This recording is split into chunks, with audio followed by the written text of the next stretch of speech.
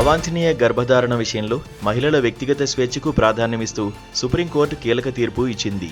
ఇష్టం లేకపోయినా ఒక మహిళను గర్భం కొనసాగించాలని బలవంతం చేయలేమని justice B V Nagarathna, justice Ujjal భుయాలతో కూడిన ధర్మాసనం స్పష్టం చేసింది.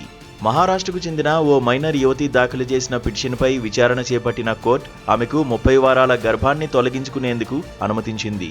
గతంలో బాంబే హైకోర్టు గర్భ విచ్ఛిత్తికి నిరాకరిస్తూ ఇచ్చిన ఆదేశాలను సుప్రీంకోర్టు ఈ సందర్భంగా పక్కనబెట్టింది.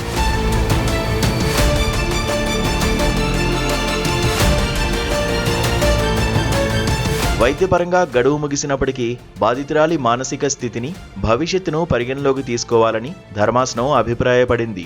చట్టబద్ధంగా అనుమతి ఇవ్వకపోతే బాధితులు ప్రాణాలకు తెగించి అనధికార వైద్యుల వద్దకు వెళ్లే ప్రమాదం ఉందని కోర్టు ఆందోళన వ్యక్తం చేసింది. పిండం కూడా ఒక ప్రాణమే అయినప్పటికీ మహిళ శారీరక, మానసిక ఆరోగ్యం దృష్ట్యా గర్భ విచ్ఛిత్తికి అనుమతించడమే సరైన మార్గమని పేర్కొంది.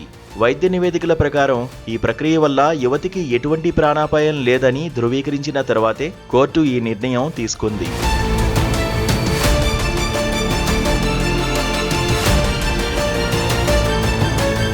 ఈ తీర్పు ద్వారా దేశంలోని మహిళలకు తమ శరీరంపై మరియు పునరుత్పత్తి హక్కులపై పూర్తి అధికారం ఉంటుందని అత్యున్నత న్యాయస్థానం మరోసారి చాటి చెప్పింది. ఎంటీపీ చట్టం ప్రకారం గడువు ముగిసిన ప్రత్యేక పరిస్థితుల్లో మహిళల స్వేచ్ఛకు భంగం కలగకుండా న్యాయం చేయాల్సిన అవసరం ఉందని కోర్టు గుర్తు చేసింది.